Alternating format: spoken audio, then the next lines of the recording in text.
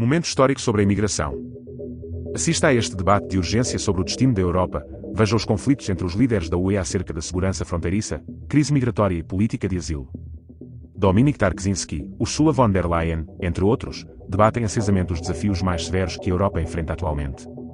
A Europa conseguirá fortalecer as suas fronteiras, administrar os pedidos de asilo, ou será sobrecarregada por uma crise migratória? Thank you, Madam President. Very important debate on Iran. We know, and everyone knows for years, that Iran is sponsoring terrorism. That's obvious. Let's talk about those who let Islamists and terrorists into Europe. Who's responsible? Leftists. Who's responsible? So-called Democrats. None of you in here. Just a couple of you, not many. You know why? Because it is a shame for Europe to let terrorists with the floods of illegal migrants into Europe.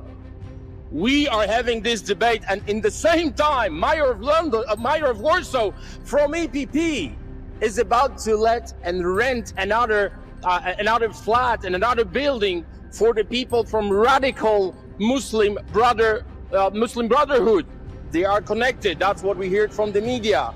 It's your man from EPP. So we are having a discussion on Iran. We should have a discussion on illegal migration, radical Islamists who were let in Europe by leftists and by so-called Democrats. But we, conservatives, Republicans, will save Europe, Mr. Commissioner. We're going to save Christian Europe. Thank you very much. Thank you, Chair. Colleagues, the right won the election. Securing the border, once rejected as heresy, has become mainstream. The Council, even the Commission, recognized the need to prevent illegal entry, host refugees outside the EU, and swiftly deport illegal migrants. But will the European Parliament defend Europe or open the floodgates? On Monday, this House rejected the left's attempt to control the debate on migration. Now, they will use their superpower, their unrivaled ability to whine and cry. For the past decade, this House has indulged the left. Colleagues, we cannot afford to lose another decade to leftist tears. There is a right-wing majority in this House to stop illegal migration, stop asylum abuse, and stop the weaponization of migrants. It's time we use it. The Pact on Migration and Asylum is now EU law, and we are very much focused on the implementation. I've proposed in my letter to the leaders to do this along different action points. First, indeed, there is the internal dimension. We are ready, if necessary, to accelerate the implementation of the Pact for Migration and Asylum.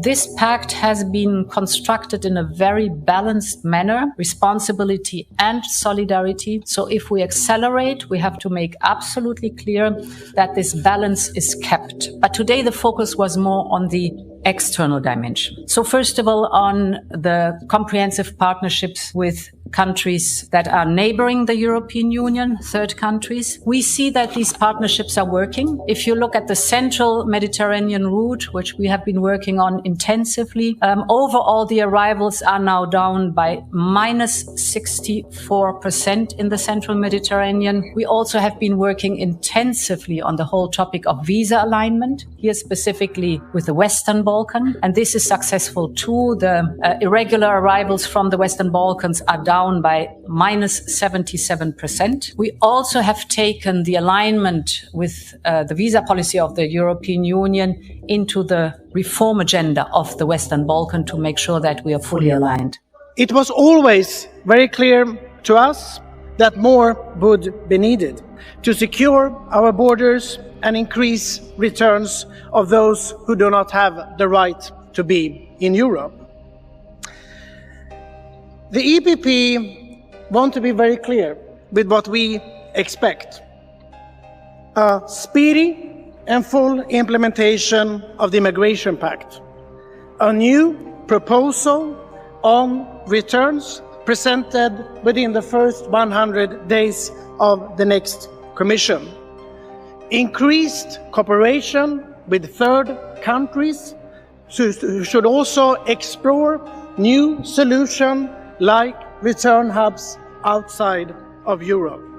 And we need a stronger Frontex, and the instrumentalization of migrants that we see from Russia and Belarus, we need a full stop. Good morning, everyone. Pleased to see you here. My name is Johan Forssell. I am the new Minister for Migration from Sweden. Needless to say, this is a very important topic for Sweden and has been so over the years. Not only when it comes to the fact that we have received so many asylum seekers over the last 10 years, but also the fact that we have invested heavily in the new migration pact. And that is one of my main priorities here today, making sure that we implement this migration pact and that we do it in a correct way. And I'm looking very much forward, of course, to hear other thoughts about this from my new colleagues. In addition to that, one of the key priorities for Sweden is also to have a robust return system. We need to make these returns work. They don't work today.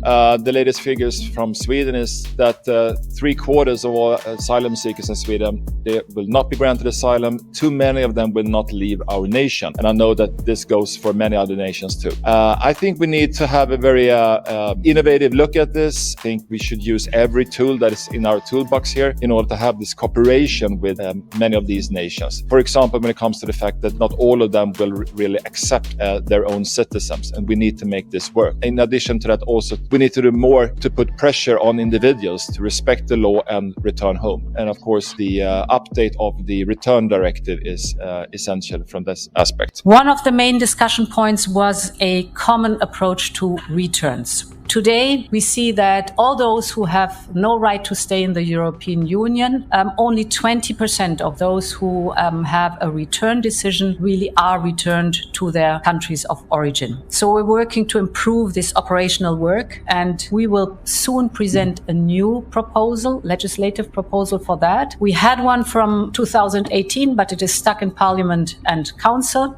So we will come with a new proposal for returns. In this context, we also discussed innovative ways to counter illegal migration. And there are different options that have been discussed. First, the need to review the concept of a safe third country. What is a safe third country? How is it defined? Second, the idea of developing return hubs outside the European Union. It's not trivial, but it has been discussed. And very much also in focus the work with the UNHCR and IOM on what they call a whole of route approach. So speaking about migrants that are stranded, for example, in Northern Africa, to support UNHCR and IOM to return those migrants to their countries of origin, of course, with financial support from the European Union.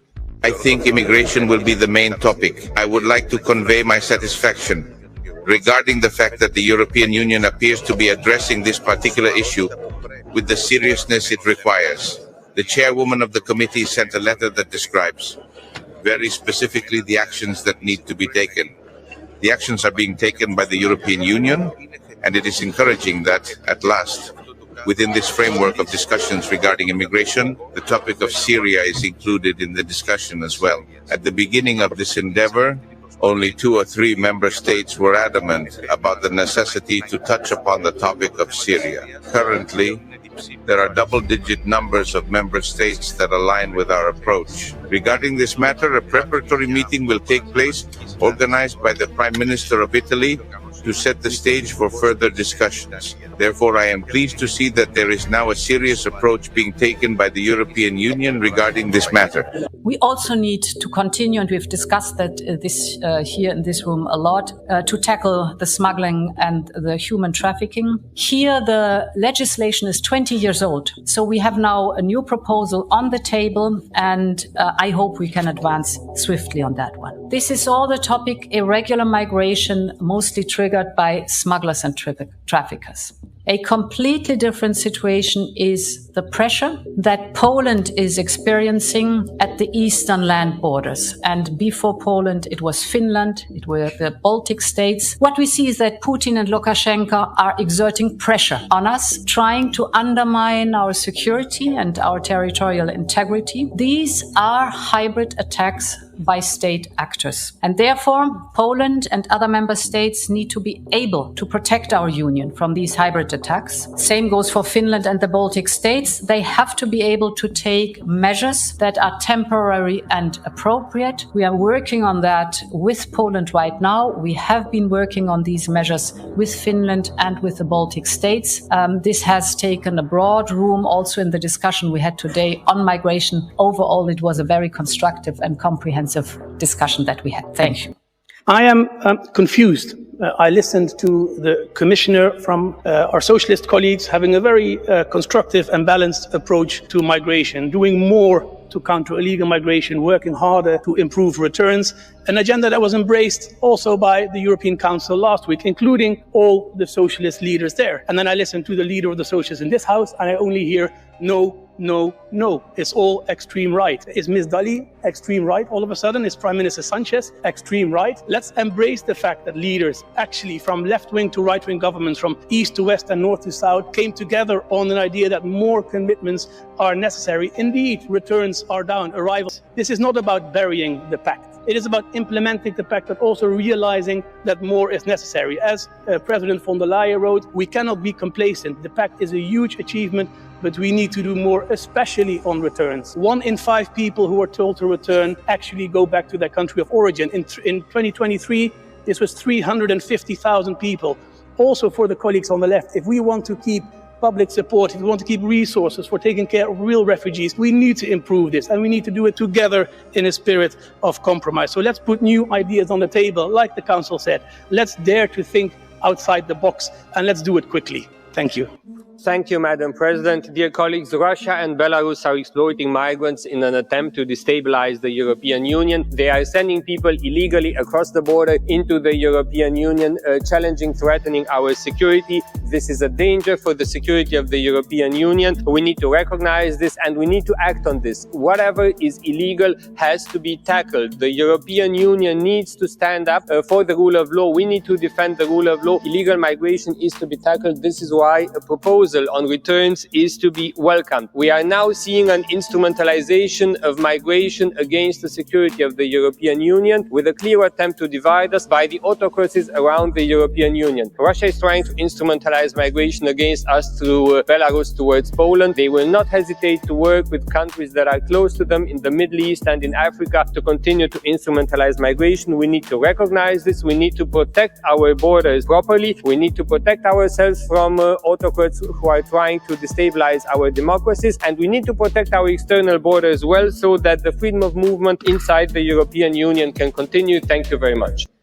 Dear Madam President, if you want the European migration policy to be fair to those who need protection, it should be firm and effective to others who don't have the right to stay. Almost half of the people who arrive in Europe do not receive asylum status. And last year, less than 20% of those with return decisions were actually returned. And yes, Commissioner Dalli, we need to do more. Returns is the missing puzzle in the European Union migration policy. We need a new and effective return policy, but we also need the right approach. Lessons must be learned from the Italian-Albanian deal. Such deals are expensive and ineffective and open the door to legal challenges. What is most worrying, some member states see this as a way to avoid the implementation of the Migration Pact. Instead, we should focus on working with countries of origin, establishing sustainable partnership and implementation the Migration Pact without delay. Thank you. Migration has always existed, albeit it's a changing phenomenon, driven by new opportunities for movement, but also by a changing geopolitical context. With the pact, we took several steps in the right direction, and making it work is a top priority. We must be ready to adapt our management of migration to new realities. Cooperation with third countries is an important element of our comprehensive approach. We need to further strengthen this aspect if we are to prevent irregular migration and fight smugglers successfully. The Return Directive was adopted 16 years ago. During those 16 years, our migration situation has obviously changed. Our practices and operational reality have evolved considerably. Some member states are calling for exploring possible ways forward as regards solutions, like the idea of developing return hubs outside the EU. The Commission will continue to explore possible ways forward as regards the idea of developing return hubs outside the EU, especially in view of a new legislative proposal on return. But let me stress, important attention will be paid to the respect of fundamental rights when considering measures such as return hubs. Exchanges with international organizations such as UNHCR are taking place to make sure international law and the principle of non-refoulement is always respected in all cases. The Commission will build on the achievements of recent years to ensure that we stand fair and firm on migration, addressing with European solutions what we all agree to be a European challenge. This is what the European citizens expect, and we will deliver. Thank you.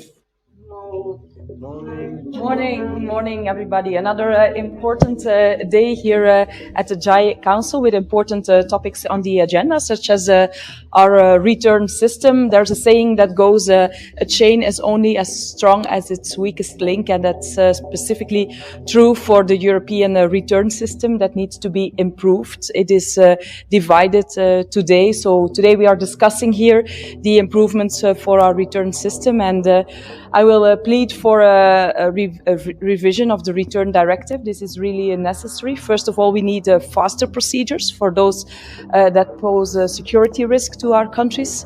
And secondly, I think we need to introduce an obligation to cooperate with the authorities on return in our legislation. I have recently done this in the Belgian legislation, so I think this would be a good example to do this in the European legislation as well. And then we will also discuss, of course, the situation in the Middle East, both from a security as well as from a migration perspective. We all know that conflicts are a major driver for migration, and this puts a lot of pressure on our borders and on our asylum systems, which are already overburdened. So it is really crucial that we address the root causes of migration and that the EU provides humanitarian aid to those that flee conflict in the region. So I will inform my colleagues that I'm particularly concerned also about the situation in Lebanon, and that we need to address this together. Well, there are a lot of weakest parts in the chain. We see in the numbers that we really need to improve the return rates. We need to improve our own legislation, and we need to improve the cooperation we have with third countries. And to do those both things, we need to address this united as a European Union, so that we do not have 27 different return systems. We need one robust European return system, and we're working on it. Well, I think we have to be united on our migration system. We have a European Migration Pact. This is the most important priority, is to implement the pact, and all European member states, Belgium as well as the Netherlands, are now working on the implementation of the European Migration Pact, and that is my answer. So thank you very much. Have a nice day. Se gostou deste vídeo, partilhe e meta like para ajudar o canal a divulgar este e outros conteúdos. Não se esqueça de ativar o sininho para não perder as nossas atualizações.